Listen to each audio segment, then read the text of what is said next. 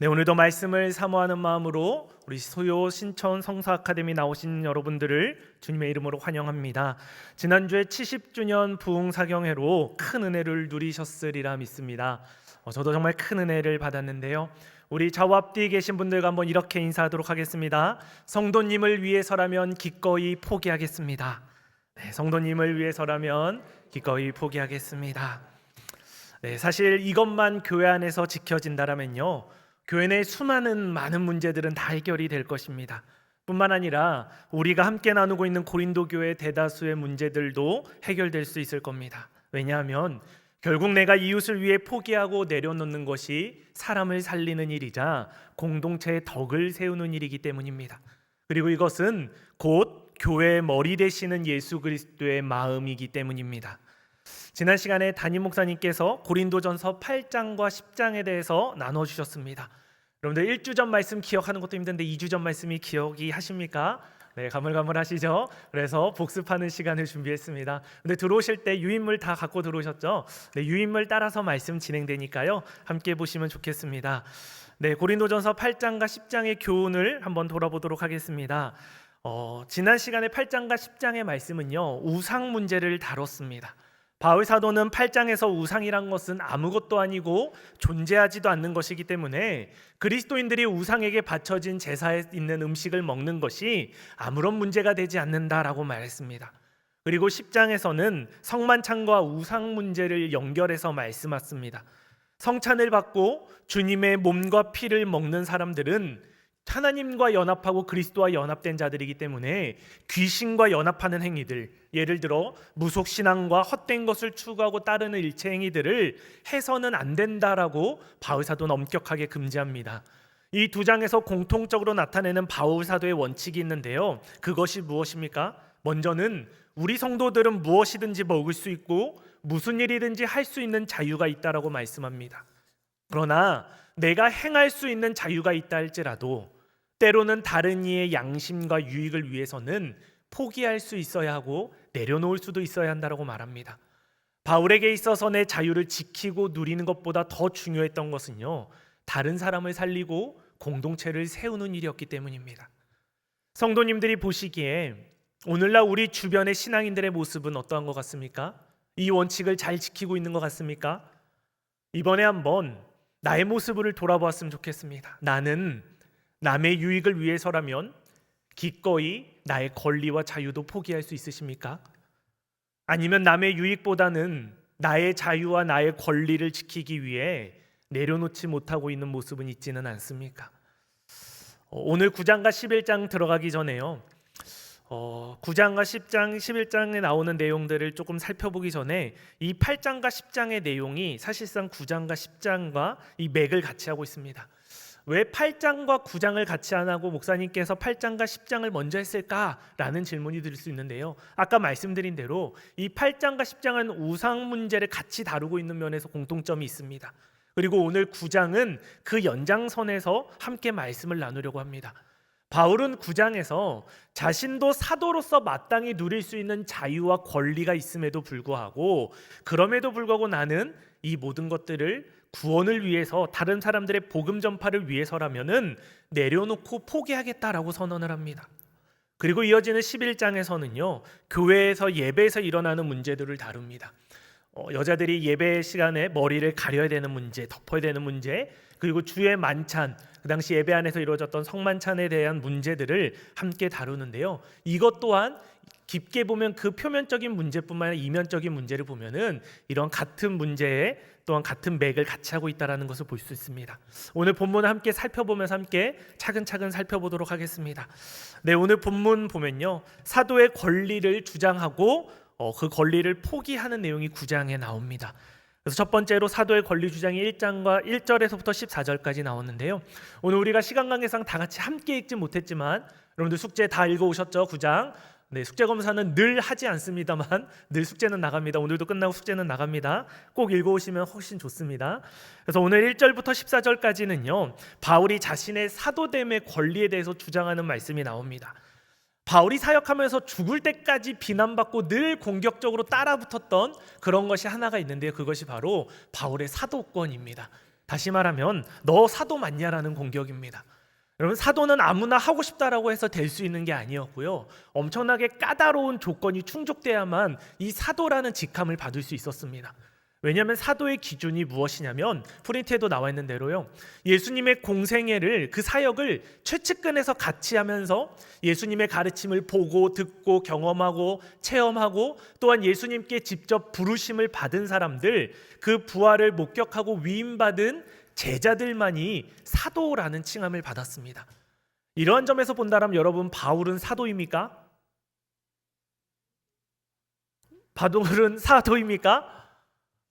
사도가 엄격하게 말하면은 아니라고 볼 수 있죠. 예수님의 최측근에서 12사도 제자 안에 들었습니까? 그렇지 않습니다. 공생애를 함께 하지도 않았습니다. 그런데 바울은 자신이 사도라고 말합니다. 늘 주장합니다. 그 근거가 무엇입니까? 사도행전 9장에 나오는 다메섹에서의 체험입니다. 거기서 내가 부활하신 예수님을 만났고, 그때 예수님을 체험했고, 이방인의 사도로 예수님이 나를 부르셨고 택하셨기 때문에, 사도로 택하시고 부르셨기 때문에 내가 사도라는 겁니다. 그것에서 예수님께 가르침을 받았다라고 말하고, 이 바울의 말이 정말 사실이라면 바울도 사도로서의 자격을 충족하긴 합니다. 그래서 고린도전서 15장에 바울은 스스로를 맨 마지막에 나중에 만삭되지도 못한 나 같은 자에게도 보이셨다라고 고백합니다. 그래서 나를 맨 마지막에 세운 사도다라고 고백하는 거죠. 저는 바울을 이렇게 표현해야 될지 모르겠는데 이렇게 표현하는데요, 바울은 사도로서의 공채가 아니라 이 특채로 사도로 부르심을 받은 사람인 것 같습니다. 그래서 바울에게는요, 죽을 때까지 이 사도권에 대한 공격이 따릅니다. 오죽하면 오늘날 우리들도 바울을 뭐라고 부릅니까? 그냥 바울이라고 안 하고 사도 바울이라고 부르죠. 그러니까 사도라는 직함을 앞에 붙일 정도로 바울에게는 평생 어떻게 보면 이 사도라는 것이 늘 따라다녔던 어떻게 보면 콤플렉스이자 공격의 빌미가 되기도 했습니다. 그래서 바울 사도는 오늘 1절과 2절에서도 내가 사도됨의 증거에 대해서 이야기하고 있는데요, 우리 1절 2절 말씀 다 같이 한 목소리로 읽도록 하겠습니다. 시작. 내가 자유인이 아니냐, 사도가 아니냐, 예수 우리 주를 보지 못하였느니라. 주 안에서 행한 나의 일이 너희가 아니냐. 다른 사람들에게는 내가 사도가 아닐지라도 너희에게는 사도이니 나의 사도됨을 주 안에서 인친 것이 너희라. 아멘. 바울의 강력한 어조가 느껴집니까? 내가 사도가 아니냐, 내가 사도인 것을 너희가 잘 알지 않냐, 오히려 내가 사도임의 증거되고 인침이 바로 너희가 아니냐라고 강력하게 말씀합니다. 바울이 이렇게 말하고 사도를 말하는 것은 이유는요, 이 이방인의 교회들을 수많이 세웠던 교회 중 하나가 고린도 교회이기 때문입니다. 바울이 이방인들에게 복음을 전할 때 수많은 사람들이 성령 세례를 받았고 예수님께 회심하는 역사가 있었고요, 바울이 전도여행을 다니면서 가서 복음을 전하는 곳마다 하나님의 교회가 세워지는 놀라운 일들이 일어나지 않습니까? 바울이 2차 전도여행 때 세운 교회가 바로 고린도 교회입니다.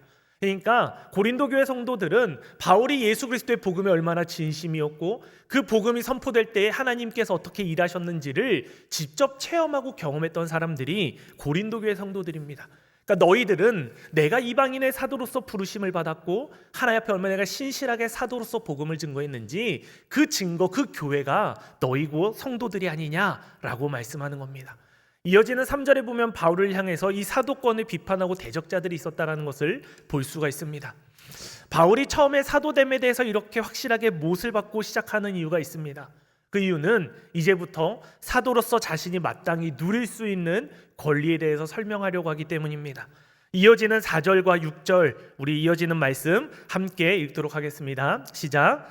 우리가 먹고 마실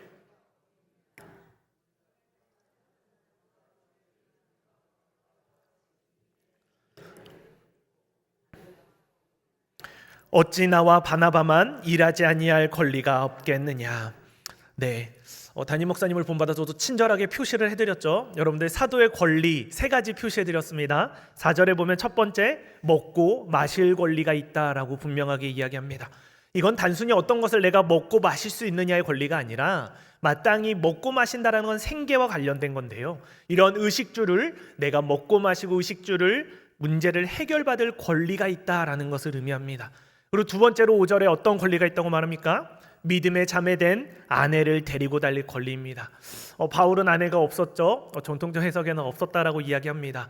근데 게바처럼 아내가 있는 사도들도 있었고 함께 복음을 같이 전했던 걸로 보입니다. 이렇게 함께 다닐 때 그런 가족들까지도 생계를 보장받을 수 있는 권리가 사도들에게 있었다라는 겁니다. 그리고 세 번째로 6절에서 말씀하는 일하지 아니할 권리입니다.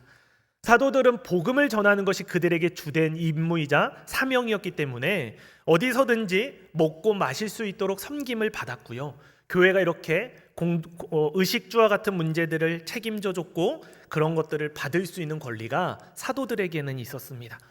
이어지는 말씀의 바울 사도는 사도의 권리가 왜 당연한지 그 근거까지도 상세하게 풀어서 설명합니다. 7절의 바울은 일상생활에 근거하여 일하는 자에게 삭시 주어지는 것이 당연하다라고 말씀합니다. 7절에 보면 군복무를 하는 자가 자기 비용으로 군복무하는 자가 있냐라는 거예요. 오늘날에도 군대 간 청년이 자기 비용으로 군복무하는 청년은 없습니다. 월급이 많이 올랐죠. 그럼 포도를 심고 가꾸는 주인이 당연히 그 열매를 먹을 권리가 주인에게 있습니다. 양떼를 기르는 주인 또한 양떼의 젖을 짜먹을 수 있는 권리도 그 주인에게 당연히 있음을 말합니다. 일상생활뿐만 아니라 바울은 율법을 근거로 해서 설명합니다. 9절에 보면 곡식을 밟아 떠는 소에게 망을 씌우지 말라라는 구약의 말씀을 통해서 열심히 일한 소에게 망을 씌우지 말라라고, 그것이 상식이다라는 겁니다. 열심히 일했으면 소도 먹이거든 사람도 열심히 일하면 당연히 먹여야 되는 거 아니냐라고 말하고요. 13절에도 보면 성전에서 일하는 자들이 구약에 보면요, 성전에서 나는 것을 먹고 제단에서 섬기는 자들은 제단에서 나는 것을 먹었다라는 겁니다. 이것이 율법이 정한 기준이고 원칙이었습니다.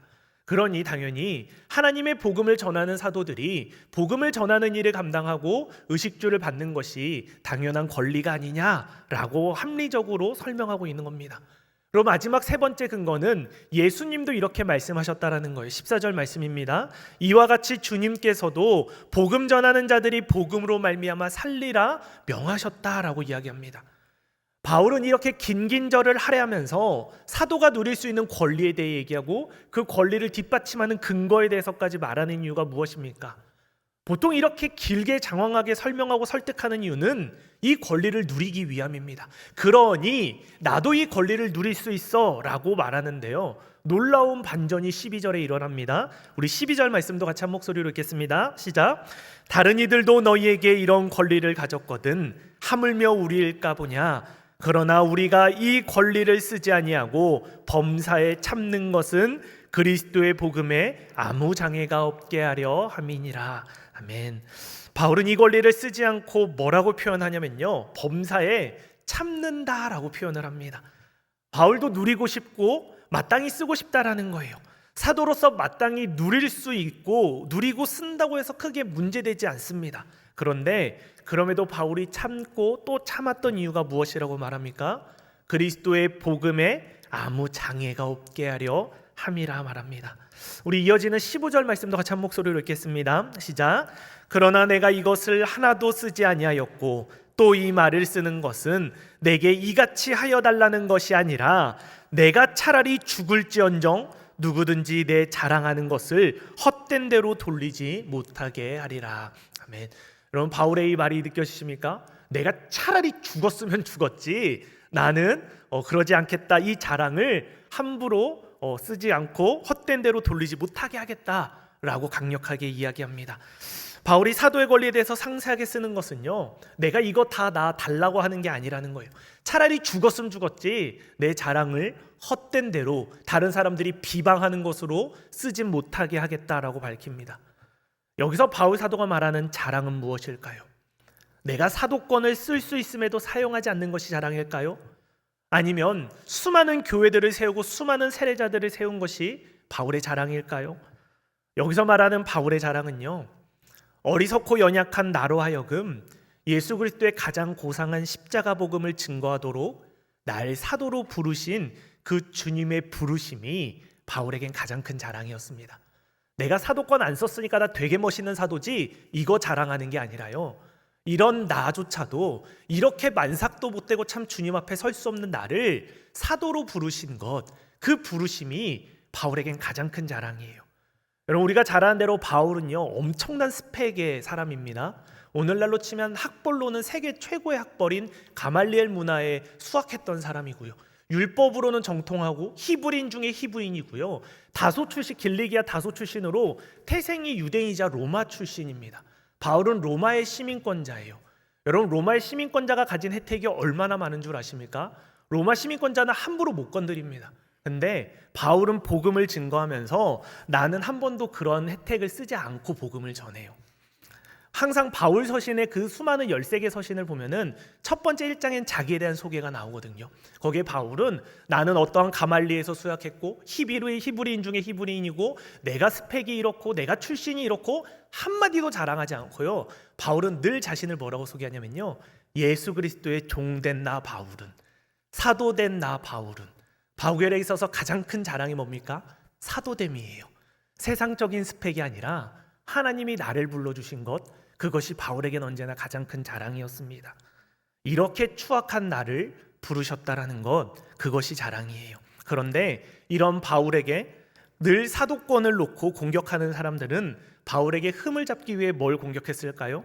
이 사도로서의 권리를 행사했다면 얼마나 이 권리를 두고 공격하지 않았을까요? 바울 제 사도라고 말하고 왜 지가 사도라고 말하는 줄 알아? 이 권리 다 챙겨 먹으려고 사도라고 하는 거야. 생계 보장받을 수 있잖아. 가족들까지 보장받을 수 있잖아. 일하지 않아도 되잖아. 그러니까 자기 자꾸 사도라고 주장하는 거야. 예수 복음 전한 이유 뭔지 알아? 저 사도로서의 권리 누리려고 저거 사도라고 얘기하는 거야 라고 다메섹에서 예수님 만났다고 스스로 뻥치는 거잖아. 사도 맞아? 늘 이것이 바울에게는 평생을 쫓아다니는 것이 이들의 공격입니다. 여러분, 안 봐도 비디오이지 않습니까? 우리 교회 생활 다 수십 년 한 짬바가 있지 않습니까? 교회 내에 얼마나 많은 말들이 돌아다닙니까? 바울을 놓고 얼마나 많은 말들이 제 사도 맞을까? 제 미혼이잖아. 결혼도 안 했잖아. 여자 문제는 안 건드렸을까요?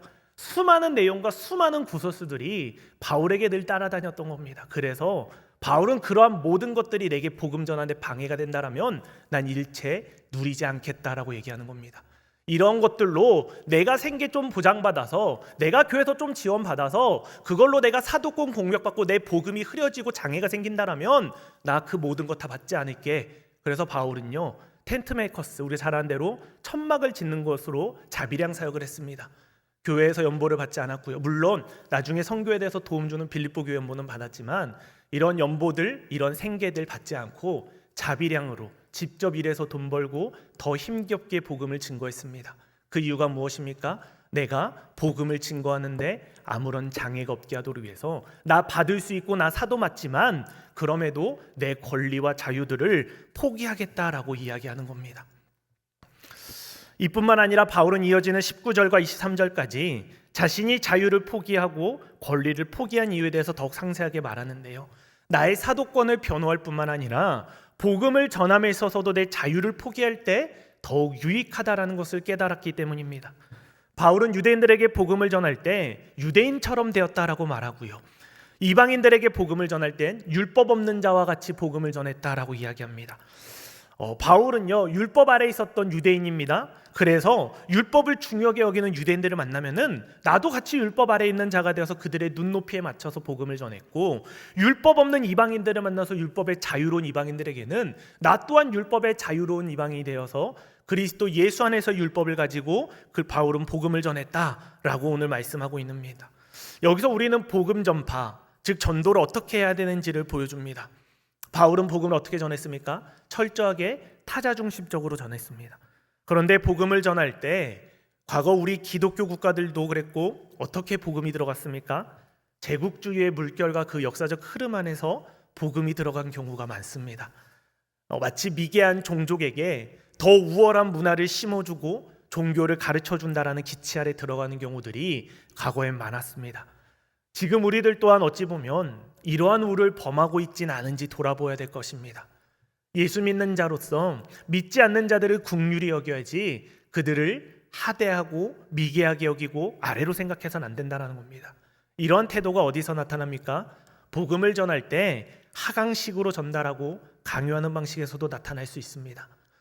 여러분, 기독교의 진리는 배타성을 띠고 있기 때문에 우리는 오직 십자가 예수 그리스도 말고는 구원에 이르지 않는다라는 어떻게 보면 배타적인 진리성을 갖고 있습니다. 이 진리는 지켜야 됩니다. 하지만 이 진리를 이야기하기 위해서는 우리도 먼저 그들의 시선에서 낮아지고 맞춰줘야 될 필요가 있다는 겁니다. 겉모습만 섬기는 척, 위하는 척하는 복음 전파가 아니라 실제로 그들의 눈높이에서 맞춰줘서 그들의 이야기를 들어주고 기독교 복음의 불편한 점이 무엇인지 경청해주고 수용해줄 때 오히려 그들의 마음의 문이 열릴 기회가 생길 것이지, 무작정 선포하고 강요하고 전하는 것은 오히려 그들의 귀를 닫히게 만드는 여지가 많다는 겁니다. 결국 여기에서도 무슨 작업이 필요한 겁니까? 내 자유와 권리를 포기하는 작업이 필요합니다. 내가 믿는 진리가 맞고 이것을 선포할 권리와 자유가 있지만 내가 그 사람을 얻기 위해서는 마땅히 쓸 수 있는 권리를 잠깐 내려놓는 것, 포기할 수 있는 것이 필요합니다. 그리고 들어주고 받아주는 겁니다. 이것은 공동체의 덕을 세우는 것뿐만 아니라 하나님 나라 복음 전파 사명에서도 굉장히 유용했고 나는 그렇게 복음을 증거했다라고 바울 사도는 가르쳐 줍니다. 바울은 철저하게 개인의 모든 자유와 권리의 행함의 문제를 어떤 기준에서 사용했냐라면은 이것이 하나님 앞에서 덕이 되는지, 하나님 나라의 복음 전파 사역에서 덕이 되는지에 대한 기준의 틀 안에서 사용했습니다. 바울은 이전에도 방금 말씀드렸듯이 로마 시민권자였습니다. 로마 시민권자는 말도 안 되는 특권을 지닌 사람입니다. 근데 바울은 복음 전할 때 이 특권을 사용하지 않습니다. 사용했다라면은 고린도 후서에서 밝히는 것처럼 그렇게 태형을 맞고 매를 맞고 그렇게까지 고난당하지 않았었어도 됩니다. 훨씬 더 편하고 윤택하게 아주 귀족스럽게 복음을 전할 수 있었습니다. 근데 바울은 그렇게 하지 않았습니다. 왜냐하면 그것이 하나님 나라 복음 증거에 맞지 않았다라고 판단했기 때문입니다. 그리고 반대로 딱 한 번 바울이 로마 시민권자로서의 이 특권의 혜택을 딱 한 번 쓰거든요. 그게 언제입니까? 사도행전 24장에 이제 25장에 예루살렘으로 올라갈 때, 그때 무리들이 바울을 죽이기 위해 소요가 일어나고 실제로 죽기 직전까지 갑니다. 그 소요 때를 진정하기 위해서 천부장이 출동할 정도로 예루살렘 성내 안에 큰 소동이 나고 바울이 죽을 위기에 처할 때, 그때 딱 한 번 바울이 이러다 죽겠다 싶을 때 로마 시민권 그거를 씁니다. 그때 천부장이 오자마자 바울이 나는 길리기아 다소 출신의 로마 사람이다 그러니까 바로 천부장이 어떻게 합니까? 오히려 바울을 호위하고 지켜줍니다. 그리고 바울이 내가 형제들에게 얘기할 수 있도록 나를 지켜달라니까 천부장이 연설을 할 수 있도록 도와줍니다. 여러분, 이것이 로마 시민권자 혜택입니다. 어디 곳에 있든지 로마의 군대장인 천부장이 지켜줄 수 있는 것, 말 한마디로 시민권자 한마디로 보호받을 수 있는 게 이 로마 시민권자 혜택인데요. 바울은 죽기 전에 이걸 씁니다. 그래서 형제들에게 마지막으로 복음을 증거하고 내가 가이소에게 항소할 수 있게 해달라는 혜택으로 이제 로마로 나아가게 됩니다. 바울은 끝까지 어떻게 보면 이 혜택까지 쓸 때까지도 철저하게 기준은 하나님 나라를 위해서 사용했습니다. 나의 권리를 위해서 내가 좀 더 편하고 윤택하고자 쓰지 않았고요. 언제나 바울에게는 하나님 나라의 기준 안에서 자신들의 권리와 자유를 사용했다는 것은 우리는 바울을 통해서도 확인해 볼 수가 있습니다. 그럼 이런 질문이 듭니다. 바울은 사도로서의 권리와 자유를 이렇게 평생 동안 누리지 못하고 살았는데 평생 슬프게 살았을까? 자신의 자유와 권리를 제한하는 삶으로 인해 괴로웠을까? 저는 오히려 바울이 그래서 가장 행복하지 않았을까 묵상해 보게 되었습니다. 그것이 바울에겐 가장 큰 자랑이고 이것이 가장 큰 기쁨이 되었기 때문입니다. 왜냐하면 바울에게는 자신의 권리보다 예수 그리스도의 복음이 더 소중했기 때문입니다.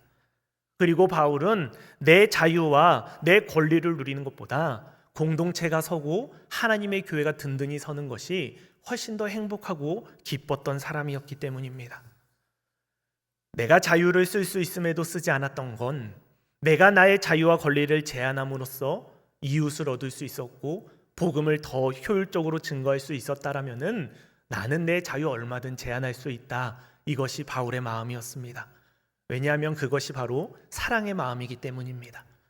이것이 부모님의 마음이잖아요. 부모가 자녀들에게 돈 안 쓰고 나를 위해 다 쓸 수 있고 나를 위해서만 살아갈 수 있는데 희생하고 자녀들을 위해서 헌신하는 것, 그것이 바로 부모의 사랑의 마음 아닙니까? 우리 지난번에 부흥 강사님 말씀하셨던 것처럼 자식에게 참아주고 알면서도 속아주고 져주는 것, 그것이 부모에겐 기쁨이고 사랑이기 때문입니다. 바울에게도 참 자유란 이웃을 위해 나의 권리와 자유를 제한하는 것이라고 이야기합니다. 여러분들 자녀 이기시는 분 있습니까? 축하드린다고 말씀드렸죠. 말년이 외로우실 거라고요. 그러면서 강은호 목사님이 이렇게 말씀하셨던 거 생각납니다. 신앙생활을 깊게 한다는 것은 지는 기술을 배우는 것이다 라고 말입니다. 우리가 예수 그리스도를 열심히 믿으면 믿을수록 우리가 더 잘해야 되는 것은 지는 법을 배우는 것 같습니다. 지는다라는 것은 다시 말하면 내 자유와 권리를 내가 포기하고 내려놓는 것과 같은 말이다라고 생각하게 됩니다. 교회 안에서 내 주장과 내 생각으로 남의 주장을 꺾고 짓밟고 이기시니까 좋으십니까? 내 주장을 관철시켜서 내 뜻대로 이루어지니까 좋으십니까? 축하할 일인지는 모르지만 축하드립니다. 여러분, 저도 그렇게 해보았는데요, 그렇게 기쁘지 않더라고요. 행복하지 않으실 것입니다. 물론 우리가 진리 안에서 타협할 수는 없겠지만 진리의 문제가 아니라 죽고 사는 문제가 아니라면 때로는 져주고 내어주는 것이 필요합니다. 충분히 내가 이길 수 있음에도 이기지 않고 져줄 때 그때 비로소 공동체가 하나가 되기 때문입니다. 공동체의 가장 높은 장이, 가장 높은 책임자가 오히려 자신의 권리와 주장을 내려놓고 섬기고 경청하고 귀담아 들을 때 그 공동체는 가장 건강하고 성장할 수 있고 하나가 될 것입니다. 여러분, 이것이 우리 교회 지도자들에게 맡겨진 사명입니다. 이것이 바로 예수님이 우리들에게 가르쳐주고 보여주신 십자가의 모습이기도 합니다. 우리 18절 말씀 다 같이 한 목소리로 읽겠습니다. 시작.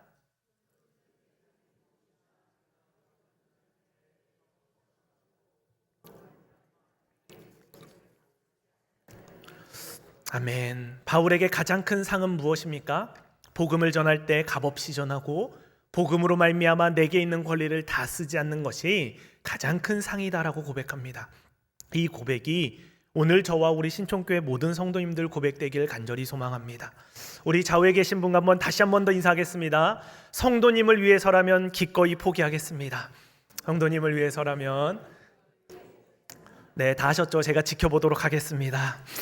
네, 우리 이어지는 24절과 27절까지의 말씀은요, 바울이 우리가 이처럼 자유와 권리를 내려놓는 일, 그렇게 겸손하게 복음을 증거하는 일을 운동 경기에 비유합니다. 특별히 다름박질에 비유하는데요, 운동선수들은 썩어질 관, 그 당시에 이제 상으로 1등을 하거나 하면은 이 관이 주어졌다고 하는데요, 이것은 이제 뭐 월계 수입이나 아니면 소나무 잎으로 만들어진 거나 시간이 금방 지나면 금방 썩어진다 합니다.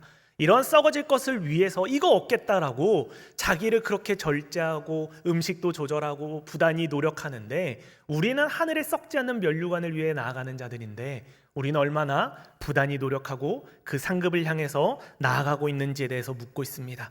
우리는 십자가라는 분명한 표대를 향해서 끝까지 믿음의 다름질을 계속해 나가자라고 바울은 마지막에 이야기합니다. 이어서 11장 말씀 함께 보도록 하겠습니다. 11장에 두 가지 문제가 있습니다. 첫 번째, 여인들의 머리에 쓰는 문제, 그리고 주의 만찬에 대한 문제 나누겠습니다. 11장에서는요 1절부터 16절까지 여인들에 대한 머리에 무엇을 써야 된다라는 문제에 대해 얘기하는데요, 당시의 여인들은 교회에 와서 공예배를 드릴 때 이 머리에 뭘 써야 됐습니다. 여러분, 지금도 천주교에 가면은 여성들 이렇게 머리에 베일 같은 거 써서 예배드리는 거 아시죠? 그게 이 고린도전서 말씀 11장 말씀 때문에 지금도 써서 예배를 드리는 겁니다. 당시에 머리에 여성들이 무엇을 수건을 덮지 않고 이렇게 하지 않는 것은 굉장히 수치스러운 일이고 부끄러운 일이다라는 게 사회적인 통념이고 관습이었다라고 합니다. 그래서 우리는 이것을 어떻게 보아야 되냐면요, 당시의 문화와 가치와 그 관습을 연결해서 보아야 됩니다. 당시 어떤 생각과 어떤 관계들이 있는지 오늘 우리 3절과 그리고 8절에서 9절 말씀 다 같이 함께 읽도록 하겠습니다. 시작. 그러나 나는 너희가 알기를 원하노니 각 남자의 머리는 그리스도요 여자의 머리는 남자요 그리스도의 머리는 하나님이시라.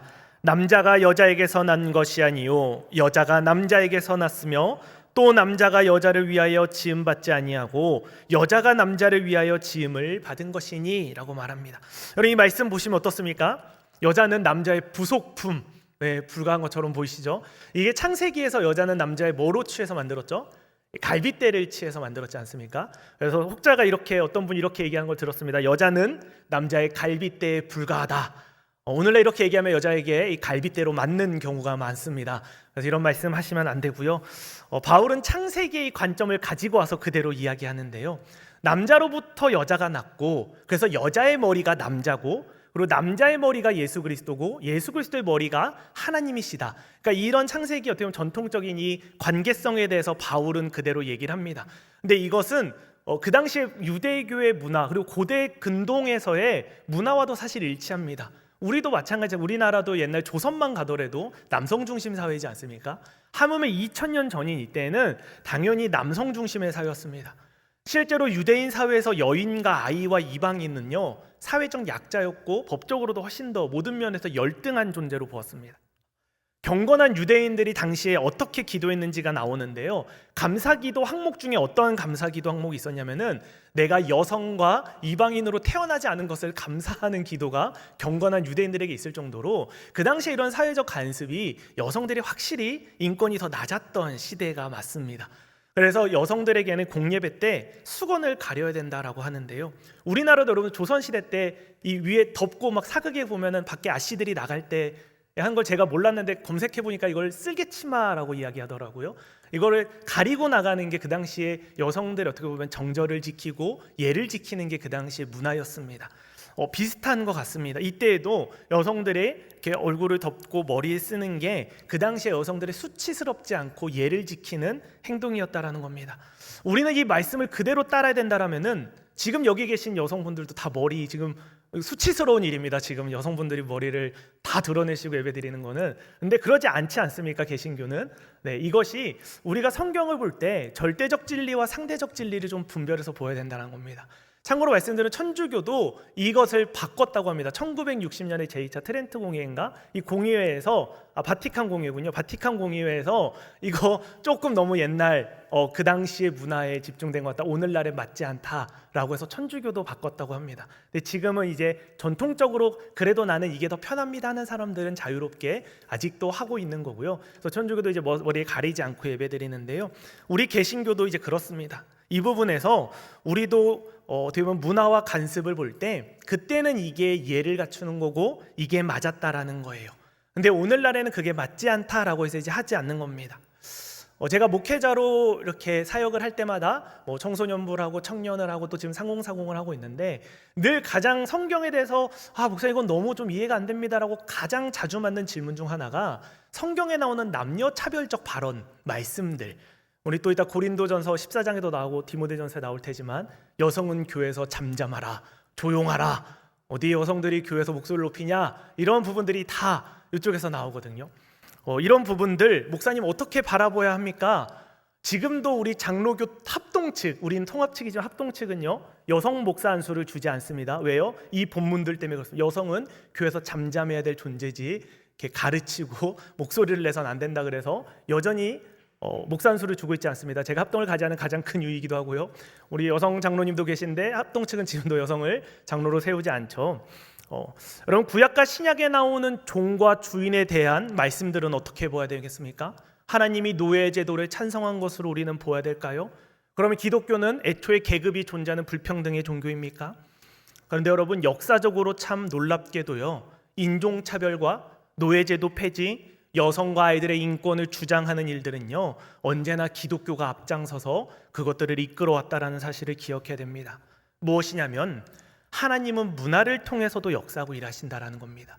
모든 것을 통하여 합력하여 일하신 하나님은 지금 당장의 악한 것들을 다 물리치는 것이 아니라 연약한 문화를 통해서 일하시지만 결국에는 하나님의 아름다운 이제 계획 속에서 섭리 속에서 좋은 방향으로 더 나은 방향으로 이끌어온다라는 것이 하나님의 구원의 경륜, 섭리이기도 합니다. 그래서 이것을 우리가 분별할 줄을 알아야 됩니다. 시대가 지나도 변하지 않는 절대적 진리가 있는가 하면 문화와 시대와 가치 속에서 판단해야 될 진리도 있다라는 것을 우리는 분간해서 성경을 보아야 됩니다. 제가 늘 사석에서 잘하는 말이 있는데요. 아무리 봐도 저희 부모님, 엄마와 아빠를 보고 제 아내와 저를 보고 우리 상공사공 가정들을 봐도 우리나라는 모계 사회가 확실하다고 늘 주장을 합니다. 그 이유는 모든 결정권이 다 여성들에게서 나오기 때문입니다. 그럼 오늘날 여성들은 남성들보다 위에 있는 것이 맞냐? 여성분들 똑똑히 들으시기 바랍니다. 주 안에서 동등한 존재입니다. 이것이 올바른 성경적 해석이라고 말씀합니다. 절대 여성분이 위에 있을 수도 없고 남자가 위에 있을 수도 없고 우리는 주 안에서 동등한 존재입니다. 여러분들, 우리 오늘 11절에서 12절 말씀 바울이 뭐라고 얘기하는지 같이 함께 읽도록 하겠습니다. 그러나 주 안에는 남자 없이 여자만 있지 않고 여자 없이 남자만 있지 아니하니라. 이는 여자가 남자에게서 난 것 같이 남자도 여자로 말미암아 났음이라. 그리고 모든 것은 하나님에게서 났느니라. 바울 사도가 깔끔하게 정리합니다. 여러분, 사실 2000년 전에 남성 중심 사회에서 이렇게 바울이 말한 것은요, 대단히 파격적이고 센세이셔널한 사건입니다. 오히려 여성들에 대해서 성경이 차별하지 않냐고 말하냐면은 늘 이 본문을 가지고 반박해야 합니다. 보라고, 2000년 전의 그 시대와 문화 속에서도 기독교의 복음은 차별 없이 대하라고 말했다라고 말입니다. 바울이 뭐라고 정리합니까? 남자나 여자나 모두 하나님에게서 난 존재들이라고 말합니다. 그래서 이어지는 13절에서 16절까지 바울은요, 스스로가 이러한 기준을 가지고 잘 분별하고 판단해서 적용하라고 말합니다. 우리의 본성과 양심이 말해주는 대로 하라고 하면 됩니다. 당시 교회 안에서 여성들의 목소리를 높이고 예배 시간에 질서를 깨는 방언과 기도를 많이 했기 때문에 그것을 막기 위해 여성들은 교회 안에서 잠잠하고 조용하라라는 말이 기록됐다라고 또 분석하는 성경학자들도 있습니다. 여러분, 교회 안에서는요, 남자라고 해서 목소리를 높여서 되는 것은 아닙니다. 남자라고 해서 공예배 질서를 깨고 난입하고 기도해서는 안 됩니다. 이것은 남자든 여자든 예배의 질서를 깨는 행동은 그리스도 안에서는 있어서는 안 되는 행동이고, 교회 안에서 목소리를 높이고 시끄럽게 하는 것도 남자든 여자든 그리스도 예수 안에서 해서는 안 되는 행동입니다. 다만 고대 당시의 여성이 머리에 수건을 덮는 것은 그 당시의 여성들의 고귀한 가치를 존중하고 지키는 것이자 예의 있는 행동이기 때문에 교회 안에서도 동일하게 그런 문화가 자리한다라면은 나는 그것도 합당하게 본다라고 바울은 깔끔하게 정리합니다. 여러분, 이것은 오늘날에도 마찬가지입니다. 과거에 우리만 해도 교회 올 때 좋은 옷 입고 단정하게 입고 새 옷 입고, 옛날에는 저보다 윗세대는 교복을 입고 주일날에도 교회 오고 그랬다고 합니다. 교회 올 때 양말 안 신으면요 혼나고 욕먹는 시대가 제 어렸을 때 시대였습니다. 그런데 오늘날 어떻습니까? 샌들 신고 온다? 저 어렸을 때는 호되게 맞았습니다. 요 앞에서 그 어린이부 부장 선생님이 몽둥이 들고 막대기 들고 양말 안 신고 오면 머리 한 대씩 툭툭 때리고요. 깨끗하게 입고 오라고, 양말 신고 오라고, 샌들 신고 오지 마, 쓰레빠 신고 오지 말라고 그랬습니다. 샌들을 신고 와도 교회 와서는 양말을 들고 와서 신고 예배당에 들어와야 되는 게 옛날입니다. 저도 여기 익숙한데 이렇게 얘기하면 오늘 친구들은 꼰대라고 이야기할 것입니다. 근데 여러분, 지금은 그렇지 않아도 됩니다. 자연스럽고 편하게 어른들을 그렇게 대하는 시대이기 때문에 하나님을 대하고 마음과 중심이 하나님께로 향한다라면 외형과 격식이 많이 사라진 오늘날의 분위기를 또한 반영하는 것 같습니다. 이런 것이 상대적 진리라는 것입니다. 이런 관점에서 우리는 바른 예배의 모습을 발견하게 됩니다. 우리는 절대 시대와 문화를 비껴서 살아갈 수 없는 존재입니다. 그러면 이 시대와 문화 안에서 우리에게 허락하신 모습 안에서 그 중심을 잃지 않은 채 그리스도 안에서 남자와 여자가 함께 났으며 상황과 예의에 맞게 하나님을 예배하는 것이 가장 바람직하고 바른 예배의 모습이다라는 것을 볼 수 있습니다. 마지막으로 주의 만찬에 대한 문제를 다룹니다. 예배 안에서 이 주의 만찬이 잘못 이루어지고 있는 것을 책망하는데요. 우리 20절에서 22절까지 말씀 한 목소리로 읽겠습니다. 시작. 그런즉 너희가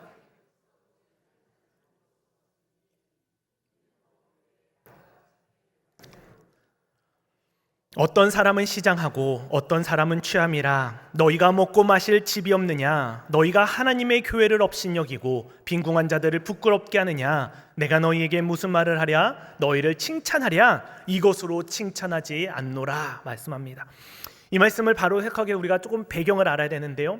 이 고린도 교회가 같이 초대교회 당시 1세기에는요 오늘날처럼 엄숙하게 성찬식을 따로 구별해서 예식으로 하진 않았고요. 예배 전이나 후에 애찬식, 식사하면서 그 식사 안에서 선찬식을 자연스럽게 같이 했습니다. 여러분, 원래 예수님도 처음에 성찬식을 제정하실 때 따로 엄숙하게 한 게 아니라 제자들과의 마지막 식사 자리, 유월절 마지막 만찬 자리에서 떡과 포도주를 드시고 갑자기 제정하신 게 성찬식이거든요. 그래서 자연스럽게 애찬 속에서 처음에는 성찬이 진행됐던 게 원래 초대교회 때 성찬의 모습이었습니다. 그때는 오늘처럼 막 교회가 커다랗고 교회 식당이 있고 식당 봉사자가 있고 이러지 않았거든요. 그러니까 이 음식을 어떻게 했냐면 교회가 준비한 게 아니라 각자가 가지고 와서 같이 먹었던 거예요. 그러니까 어떻게 됩니까? 부유한 사람들은 뭐 일하지 않았으니까 일찍 교회에 왔을 거고요. 그리고 부유한 사람 당연히 풍성하게 음식을 갖고 왔겠죠. 그리고 좀 계층이 낮거나 힘들거나 이런 계층에 있는 분들 어떻게 했겠습니까? 일 다 끝나고 퇴근 시간 지나서야 간신히 오고 먹을 것도 없어서 조금이나마 들고 오던지 못 갖고 오던지 했을 거 아닙니까? 그럼 같이 와서 같이 먹으면 문제가 없는데 어떻게 되냐면 이 부유한 사람들이 먼저 와서 자기들 갖고 온 거니까 내가 갖고 온 거잖아요. 먹고 마시다 보니까 먹고 취하는 문제가 발생된 거예요. 그리고 나중에 온 사람들 보니까 먹을 것이 없고 이미 온 사람들은 자기들끼리 다 먹고 거하게 취해 있고 이런 게 자꾸 발생되고 문제가 되다 보니까 이런 부분들을 이제 교회가 역사적으로 이게 고린도 교회만 있었던 부분은 아닌 것 같습니다. 그러니까 나중에 이것이 바뀌게 됩니다. 점점 애찬식과 성찬식을 이제 분리하기 시작하면서요. 3세기에 이르러서요. 오늘날처럼 엄숙하게 성찬을 딱 구별해서 하는 게 3세기부터 생기게 됩니다. 그래서 이전까지는 애찬식에서 자유롭게 했는데 이렇게 이제 바뀌게 되는 게 이 당시의 문제 상황이었다라는 거예요. 그래서 이러한 배경을 가지고 오늘 말씀을 보면요, 이러한 문제가 지금 고린도 교회 안에 있었다라는 거예요. 그래서 오늘 27절에 이렇게 말합니다. 그러므로 누구든지 주의 떡이나 잔을 합당하지 않게 먹고 마시는 자는 주의 몸과 피에 대해 죄를 짓는 것이다. 여러분, 성찬식은 어떤 겁니까? 우리를 위해 대신 찢기시고 흘리신 주님의 몸과 피를 기억하는 것이 성찬식의 정신입니다. 그런데 고린도 교회 안에서 성만찬은요, 우리를 위한 희생과 사랑을 기억하는 이 본래 정신이 사라졌습니다. 예수님의 십자가는 희생과 사랑인데 이들에게는 더 힘들고 나중에 오고 없는 자들에 대한 희생과 사랑이 이들이 함께하는 주의 만찬에는 찾아볼 수가 없었다라는 거죠. 뭔가 단단히 잘못된 성찬이 되고 있었다라는 거예요. 그래서 바울이 마지막에 이것에 대한 해결책을 33절과 34절에 이렇게 권면합니다. 그런즉 형제들아, 먹으러 모일 때 서로 기다리라. 만일 누구든지 시장 나가든 집에서 먹을지니 이는 너희의 모임이 판단받는 모임이 되지 않게 하려 함이라. 그 밖의 일들은 내가 언제든지 갈 때에 바로잡으리라. 바울의 해결은 아주 단순합니다. 어떻게 하라는 거예요? 먹을 때 서로 기다리면 됩니다. 기다리라라는 거예요. 너희들끼리 먼저 온 사람들끼리 먼저 먹지 말고 기다리라라는 거예요. 표면적인 방법은 기다리라라는 거지만 사실은 이면적인 부분에서 본다면 앞서 말씀드린 것과 관련이 있습니다. 여기서 기다리는 자들은 어떤 부류의 사람들이에요? 소위 더 잘 살고 지위가 높고 여유로운 자들입니다. 음식도 더 많이 갖고 온 사람들이에요. 그럼 내가 약자들을 위해서 그들이 오기까지 기다려서 같이 먹으면 해결될 문제라는 거예요. 자, 여러분 생각해 보세요. 이들이 먼저 먹을 권리와 자유가 있습니까, 없습니까? 있어요. 내가 갖고 온 음식이거든요. 그들이 갖고 온 음식이 아니거든요. 내가 갖고 온 거, 내가 먹는 거 자유와 권리 있습니다. 근데 바울은 뭐라는 거예요? 참고 기다리라는 거예요. 너네 먹을 수 있고 니네 갖고 온 거 맞아. 근데 그래도 공동체를 위해서 참고 기다리라는 거예요. 그 권리, 그 자유 조금만 내려놓고 제한하자라는 거예요. 그러면 우리가 함께 너네 잘 살 수 있다, 한 공동체로 살 수 있다, 이런 일들이 발생하지 않는다라고 말하는 겁니다. 어떻게 보면 사실 아까 계속해서 이어지고 있는 맥을 같이 하고 있는 걸 볼 수 있죠. 여러분, 결국 마음과 사랑의 문제라는 거예요.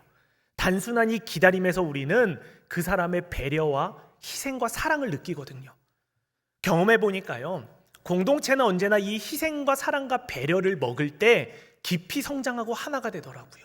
이런 배려와 희생과 사랑이 없는 공동체는 절대 하나 될 수 없는데 이것을 내가 경험하고 이걸 내가 느끼는 공동체는 반드시 하나가 되고 교회 안에 이러한 사랑의 마음이 생길 때 모든 갈등이, 많은 갈등의 문제가 사라지게 됩니다. 마지막으로 오늘 본문이 우리에게 뭐라고 가르치나요? 우리 적용 보면요, 첫 번째, 바울은 권리를 포기했습니다. 다른 사람의 구원을 위해서라면 내가 마땅히 사도로서 누릴 수 있는 권리도 포기하겠다라는 거예요. 그래서 바울은 복음을 증거함에 있어서도 부단히도 자신의 눈높이를 낮추고 제한하고 포기했다라는 것, 이게 가능했던 이유는 바울은 그리스도 예수의 사랑을 알았기 때문이에요. 이 십자가가 우리들에게 예수님도 자신의 모든 권리와 모든 자유를 포기했기 때문에 주신 거잖아요. 예수님이 신으로서의 권리를 다 누렸으면 인간이 될 수 없어요. 예수님이 인간으로 오시지 않았으면 우리는 구원받을 수 없고요. 예수님이 십자가가 무섭다고 나 그거 안 누릴 권한과 자유가 있다고 십자가를 지지 않아서 우리는 구원받을 수 없습니다. 예수님은 철저하게 우리를 위해서 자신의 자유와 권리를 내려놓았기에 우리가 구원받을 수 있다라는 거예요. 바울은 이 십자가 진리를 깨달았기 때문에 나 역시도 예수님처럼 이 권리와 자유를 내려놓겠다라고 얘기한 거고요. 두 번째로 하나님의 일을 위한 노력입니다. 바울은 운동, 경기, 다름질을 통해서 우리도 이것을 위해서 열심히 노력하고 자기 절제를 위해 십자가란 표대를 향해 나아가야 된다라고 이야기하고요. 세 번째 아까 말씀드린 남녀 간의 질서의 문제입니다. 이것은 교회 안에서도 질서가 분명히 지켜야 된다라는 것을 이야기하고요.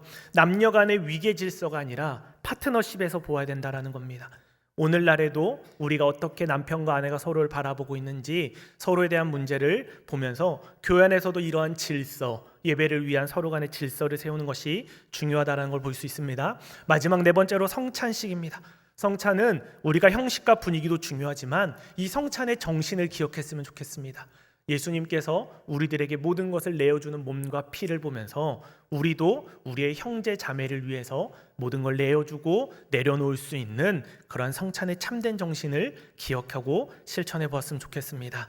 그럼 오늘 설교 제목의 말씀은요, 바른 권리 바른 예배입니다. 저는 바른 권리를 행사할 때 바른 예배가 설 수 있다라고 봅니다. 바른 권리는 무엇입니까? 나의 권리와 자유를 십자가 앞에서 사용하는 것이 바른 권리입니다. 내 것을 악착같이 챙기는 게 바른 권리가 아니라 십자가 앞에서 그 권리를 생각할 때 우리는 바른 권리를 행사하는 자들이 될 것이고 바른 예배로 나아가는 우리 모든 신촌교회 성도님들과 제가 되기를 주님의 이름으로 간절히 소망하고 기원합니다. 우리 시간 함께 찬양하면서 기도의 자리로 나아가도록 하겠습니다. 아까 우리 함께 찬양했던 찬양인데요, 기꺼이 주께라는 찬양입니다. 오늘 말씀과 딱 맞는 찬양인 것 같습니다. 주님을 위해서라면 주님, 내가 기꺼이 주님께 내려놓겠습니다. 포기할 줄 아는 자가 되겠습니다. 그런 마음으로 우리 가사를 생각하고 찬양했으면 좋겠습니다. 하나님, 내가 모든 것이 가하나 가하지 않음은 하나님이 내게 주신 사랑이 그러하기 때문에, 날 향한 예수님의 십자가가 그러하기 때문에 나도 그 십자가를 본받기를 원합니다. 나도 그 십자가 지고 주님을 따르겠습니다. 주님을 위해 기꺼이 내 권리도 포기하고 복음을 위해서라면 내 자유도 포기하고 제한하는 것에서 나도 기쁨을 찾고 하늘의 상급을 구하는 자가 되게 해달라고 우리 그런 마음을 담아서 함께 찬양하며 기도하겠습니다.